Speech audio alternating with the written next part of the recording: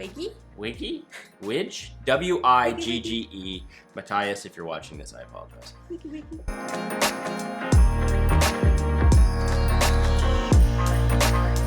Hello everyone, and welcome back to Foster the Meeple, a channel all about Board games. And Board gaming things. Exactly. We are here today with the most anticipated video of our most anticipated games of our most anticipated year of 2022. Is 2022 our most anticipated year? It's got to be better than 2020 and 2021. Just kidding. 2021. Actually, 2021 was a pretty good year for us, minus COVID. Yeah. Today we are going to be talking about our most anticipated board games of 2022. And there are a lot. And I think we each have a list of 11. I have 10 with 3 honorable mentions. Well, then I have 3 honorable mentions. Okay. Just kidding. I think I only have 2. We're going to get into it. We only know so much about these games, which is not a lot. So we do have our laptop here. We're going to bring up some stuff, let you know a little bit more about the games, what we're excited for. Shall we start with our honorable mentions? First up, my honorable mention. I'm going to loop these in together because they are from the same publisher. They're both from Capstone Games. One is Boon Lake. The other is Ark Nova. Boon Lake is an expert game in which you are finding yourself improving your life and your group's life in this new territory. But how you accomplish this is completely up to you. Due to a novel action mechanism, each game progresses differently. Each action needs to be considered carefully since the other players also benefit from the action you choose. I don't know a ton about Boon Lake, but it seems like there's a follow action and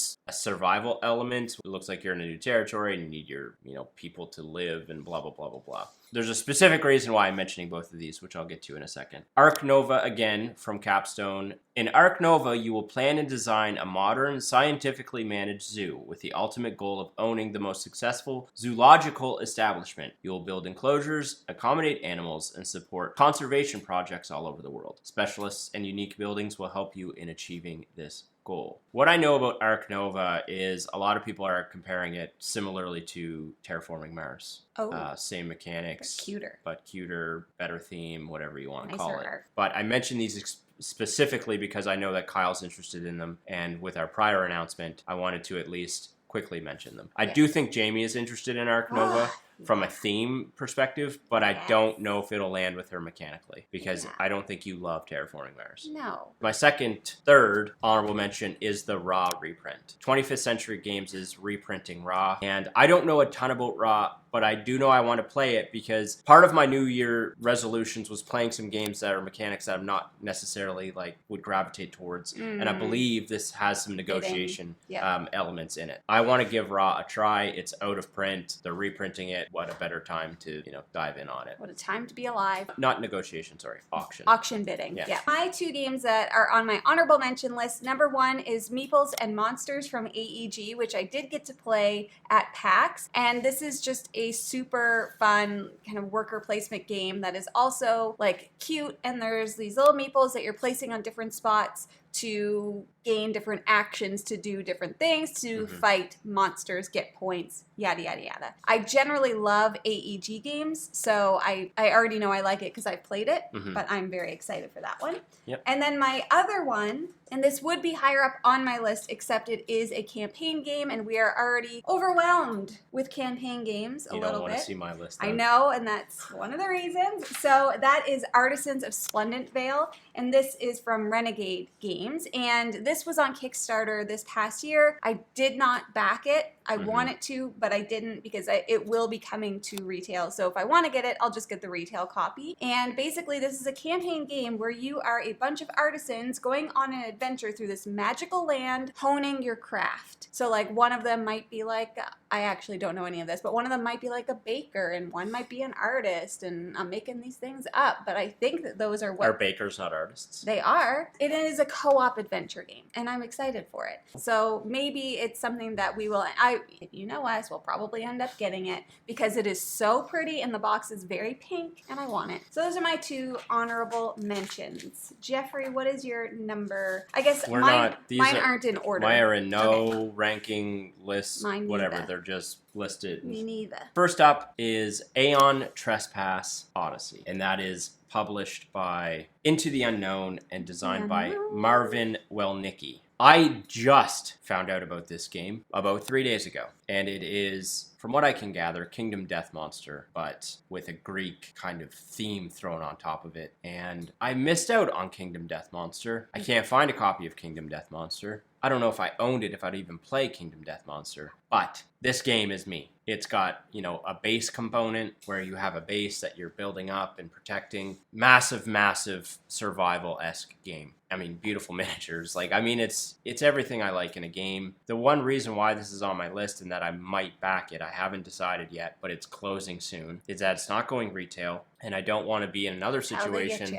I don't want to be in another situation 2 years from now where I can't get it. Just like I can't get Kingdom Death Monster. I know people are like, you can buy it, but I'm not spending $600 to get a game shipped here and yada yada. By the time it got here, it'd probably be $600.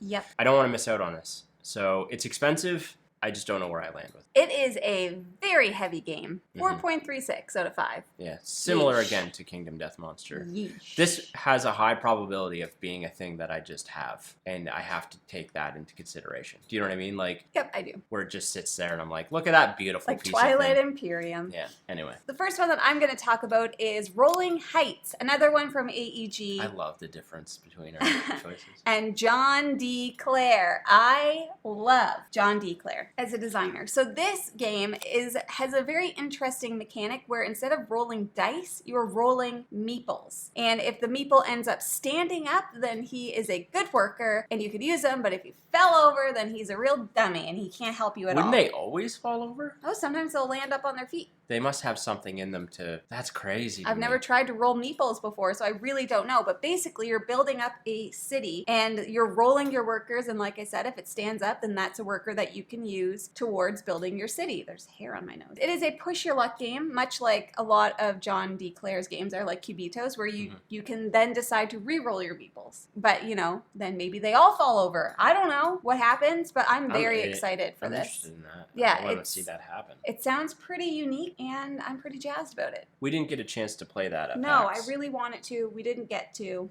Yeah. Nah. Next up on my list is from Brotherwise Games, Call to Adventure Epic Origins. This is designed by Johnny and Chris O'Neill. The brothers. The brothers. We can't gush enough about Brotherwise Games. We have a lot of them on our shelf. I have all the Call to Adventures now. This is just another iteration of that series.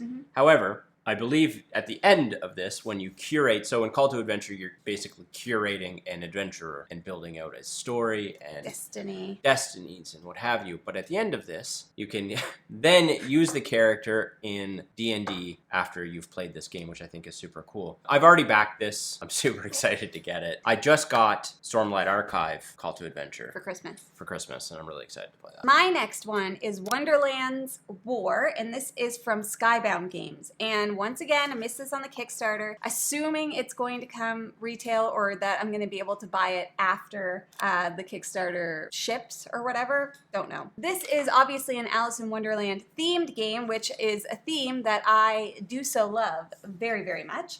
And basically, this involves drafting, bag building, and area control. You are a faction leader who's been invited to the Mad Hatter's Tea Party. And it also involves fighting. So there's like a war element of this. It's a lot of different mechanics in one game. The production looks amazing. The art looks amazing. And I just love the theme in general. I really don't know much more about it other than that it sounds good. The looking glass has shattered. Madness is being drained from the inhabitants and war has come to Wonderland. That's the first line. You got me. You already got me. You got me with the cover. That's amazing. So I'm very, very excited for Wonderland's War, and that is the next one on my list. Next up for me is a game we actually have. What?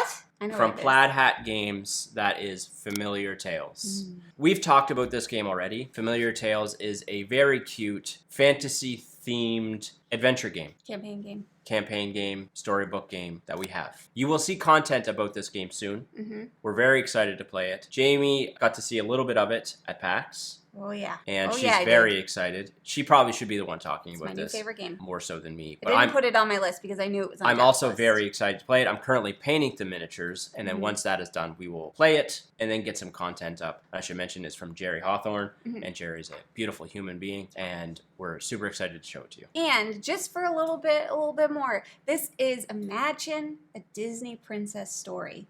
But the story is focused around all the little critters. So they get this little princess baby baby, and the critters have to care for the baby and help her grow up and eventually return her to the throne. So the little baby grows up through the story. So she becomes like a toddler, like a little kid, a teenager, and an adult. I'm so excited to play this game. I cannot tell you. This is my most anticipated game, but I didn't put it on my list because Jeff had it on his list. The next game on my list is Skyrise from God, that Roxley. looks cool. It looks so cool. And this is a standalone sequel to a game that they've done before that we have never played called Metropolis. We haven't played that, but you don't need to have played that in order to play this. Basically, in this game, you are visionary architects who have been tasked with building humanity's most ambitious project, a city in the sky. This game has a bidding auction mechanic to it. So you're like bidding on different, I think, buildings and things to build, trying to, obviously, you want to be building the best buildings versus your You want to build opponents. your utopia. Exactly. It gives me a very, like,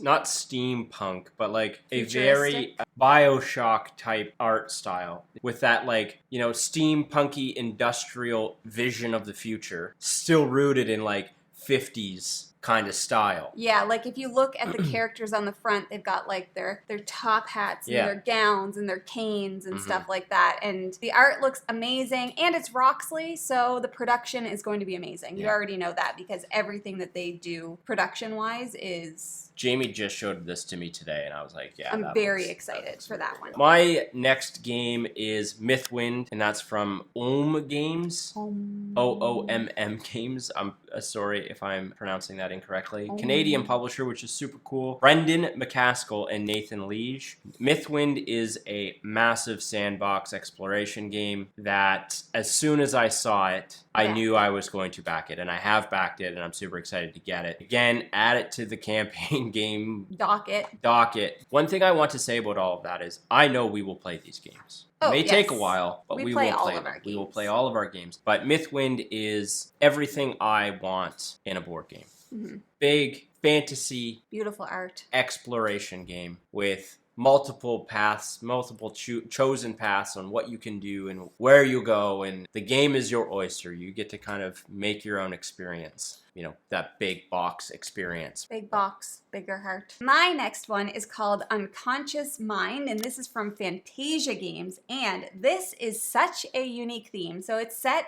think of Sigmund Freud, the psychotherapist. Worker placement, engine building, action selection game. You are diving into the unconscious minds of your patients and trying to figure out what is going on in their head.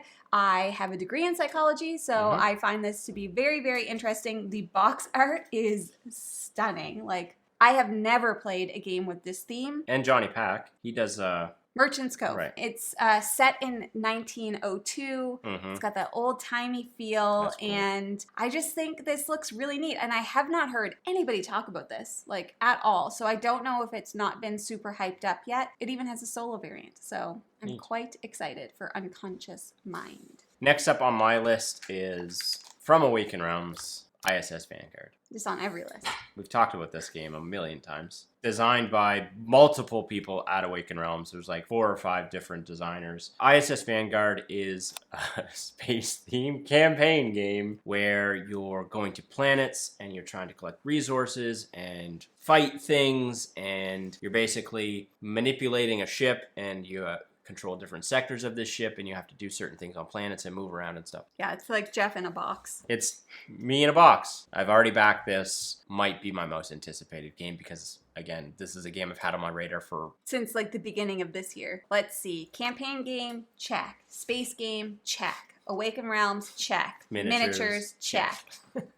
My next one is Townsfolk Tussle. And this is from Panic Roll. And it is described, it says, in a vintage cartoon universe, work together to defend your town from pesky ruffians. This is a co-op boss battler game that has like that old school, like Popeye style art. Do you know what I mean? Like that old school 100%. art. And your goal is to take down 4 ruffians by the end of the game. And I love the art style. It looks really cool. We love boss battling games. And the art is just like so cool. So I'm very excited for that one. It seems different enough that it's something that I think I might like. All right, next up on my list is another one I've backed. I think I've backed all of these so far, except for Aeon Trespass. Bardwood Grove from Final Frontier Games, Carl Van Ostren. We love Merchant's Cove. I'm assuming Bardwood Grove is going to play somewhat similar. Yeah, it's set in the same world. Merchant's Cove, Bardwood Grove, etc. It's set in the 5 realms, which is Merchant's Cove, Rise to Nobility, Cavern Tavern. It is a Euro game where you're playing as bards. And I want to throw out something quickly here. Bard is like my favorite character. With bards. I love bards. So as soon as I found out that this was coming out, I was immediately like, yeah, I'm going to back this just based on the fact that the theme is a bunch of bards. That was enough for me. Then it was just added to the fact that, you know, again, we love Merchant's Cove. It's Carl Van Ostren. We know we like what he does. Bardwood Grove actually comes with a additional faction for Merchant's Cove to be able to play a bard in Merchant's Cove. So that's super cool. It was an easy back for us. Just excited to play a game that's all about bards. You would be, because you love birds. My next one is another one from AEG. I have three AEG games on the list, and technically 4, but you'll see that in a minute. And that is Wormholes. And this is a space game, pick up and deliver, where you are basically creating different wormholes throughout the board to help optimize your delivery of things that you're picking up. Do you know what I love? Space games. When you talk about space games. Right? Yeah, that's my jam. Yeah. You can make some serious space bucks by building a robust network of wormholes. That's very cool. I don't know. I love AEG games. I always enjoy them. I don't think that I've had one that I haven't liked. Would you say they're your favorite publisher? They might be, actually. One of them for sure. Because they're always they're just fun. The games are fun. Always just light and fun. So I really enjoy that, and I'm looking forward to Wormholes. Next up on my list is from Restoration Games, and it's designed by a bunch of different designers. I think Isaac Childress is on the list. That is Return to Dark Tower. I didn't back this. I missed it. I do believe Zach's getting it. Yes. I likely will get it myself if it goes retail. I think it is. I'm not sure. But if it's will going be. retail, it's probably something that I will get. So in Return to Dark Tower, you are playing as heroes and you're basically gathering resources, cleansing buildings, attacking monsters, and ultimately with an end boss battle, if I am explaining that correctly. Yeah. We saw this at PAX. Again, didn't go up and play it. I wish I would have. Who's got the time? So many regrets. But it's got a huge tower in the middle of the board. There's a sequel to the 1981 game. Oh, it's a sequel. Yeah, Return to Dark Tower. Wait. It says a sequel. A sequel to the 1981 Grail game. What's the 1981 Grail game? Dark Tower. Oh, you're returning. That makes a lot of Going sense. back. Return to Dark Tower is a sequel to the 1981 game Dark Tower, which I've never played because I wasn't even born. Wasn't even Close. born yet. Close to being born, but not quite. My next one is Vagrant Song from Word Miniatures? Word? I don't know. Word Miniatures, Wired Miniatures, something like that. WYRD. Exactly. The little tagline says, 6 train hoppers hop aboard a ghost train and must work together to escape. Ghost train. This looks so good. Ghost train, you say? Yeah. Yes, please. We're both very excited for this one. The art looks fantastic. This is another co-op story-driven boss battler game. It comes with 20 plus scenarios in the campaign. So I do believe it is also a campaign game, but I think that this is one that you could play over and over, but it does come with 20 plus scenarios. And yeah, like I've already said, you're a vagrant trapped on a supernatural ghost train. Did we miss this? Is it coming to retail? I don't know. Was this we a were Kickstarter? hoping. I don't know. I have no idea.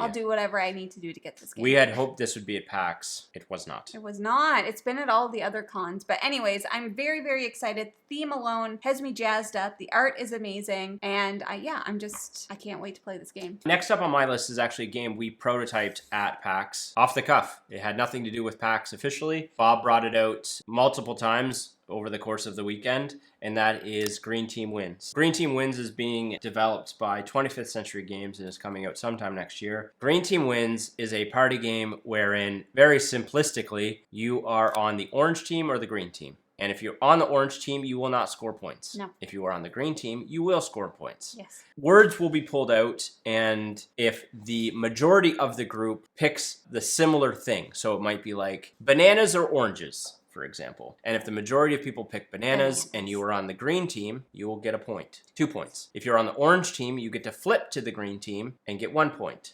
If you're on the green team and you're wrong, you flip back to the orange team. It's very simple, but it is a blast. Yeah, a ton of fun. We had so much fun playing this in every iteration. It really is dependent on the group, I will state that. Of course. But I think that's the same for most party games. Yes. Green team wins. If you like party games, it's super simple. It's easy to bring out in large groups. We played at like 12, I think, at one point. It was a lot of fun, for sure. My next one is Verdant from Flat Out Games, which is usually distributed by AEG, so another AEG type game. And Verdant is in very similar fashion to like Calico. It is a puzzly, spatial card game instead of a tile game, where you are taking care of your houseplants, something that I've never mastered. So hopefully I'll be better at it in a card game. Now, I did miss the Kickstarter for this, which sucks, but I assume that this will be going retail, so I'm very excited. And Beth Sobel did the art, which I love. So I'm pretty excited for this one. I love a good puzzly game. I love Calico, and I assume it's similar to that, but just with a different kind of mechanic. But that is my next one. Verdant. Cool. Next up on my list is an expansion, and it is an expansion to one of my favorite games, Lost Ruins of Arnak. Root. Next up on my list is the Marauders expansion to Root by Patrick Leader and Cole Worley. Always pronounce that wrong. The Marauders expansion allows Root to be played at 2-player, which I'm so frigging excited for because we love Root. We've only been able to play Root on the app because we don't have the player count, but we have everything for Root. Have it all. I have the... Except for the Clockwork expansion. It's the only one we don't have. I don't think we need it. We don't think we need that one. Or I'm Kitty Cat. so excited that finally Jamie and I can sit down and play a game of Root. Together. Root is amazing, and I hope this makes it more accessible to everyone. Excited. Leader games.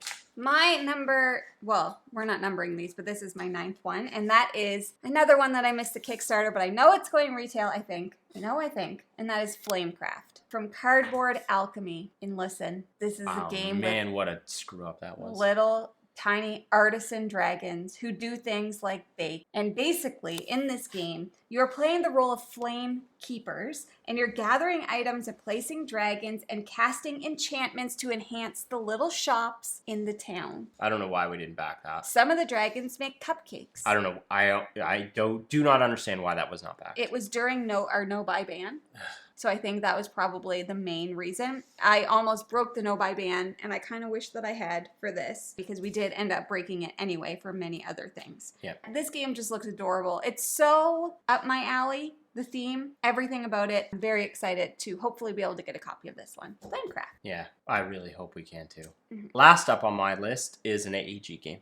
And that is a game I've backed. I backed it early this year. I hope it's delivering early next year. I need to actually check into this. But that is Dead Reckoning. Who designed it? Is that John D. Clare? Yes. Designed by Jamie's favorite, one of Jamie's favorite, John D. Clare. Sir John D. Clare. So you need to know a little bit about me here. Oh, okay. If it's not a space theme I love Western theme and pirate theme. Yeah. I friggin' love pirates. This is a game of exploration, piracy, and influence based in a Caribbean-esque setting. Each player commands a ship and crew and seeks to amass the greatest fortune. They do this through pirating, trading, treasure hunting, and importantly, capturing and maintaining control over the uninhabited but resource-rich islands of the region. Love it. I mean, I love pirates. I went all in on this. It was one of my, I think only maybe the second Kickstarter I'd ever gone in on. Yep. Which shows you how new we are to Kickstarters. Yeah. I'm super excited for this. I love the theme. It's AEG. It's John D. Clare. It's going to be great. Listen to this. Customize your ship, card craft your crew, control the region, battle via a dynamic cube tower, and uncover the secrets of the sea. Yeah. Fun. My last one is going to be another one from Fantasia Games, which also they did Unconscious Mind, and that is Endless Winter. Yeah, I've heard a lot. I don't know anything about this, but I don't know a ton about it. So it does have art by the Miko, and he also does like Bardwood Grove and Merchant's Cove and all of the like Shem Phillips, like Architects of the West Kingdom series and North Sea series and all of that stuff. Love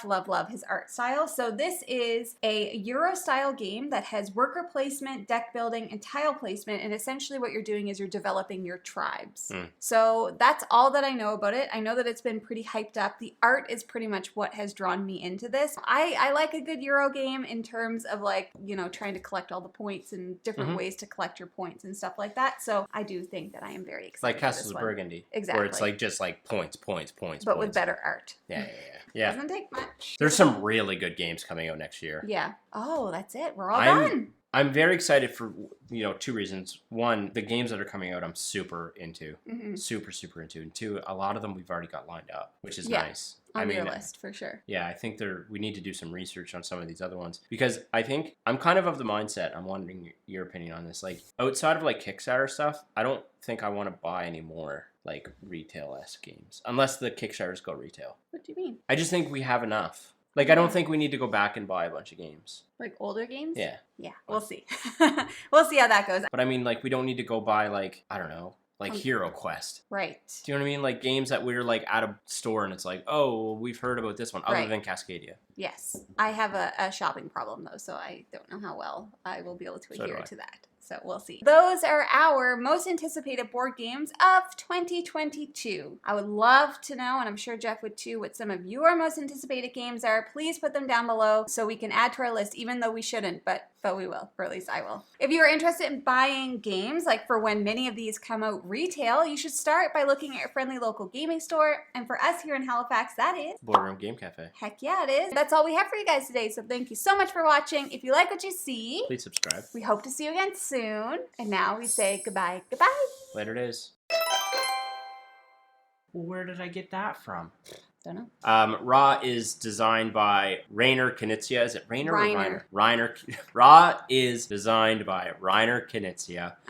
Fakest. That's probably going to show up, isn't it? I didn't want to interrupt you, but I'm imagining it's probably in the background.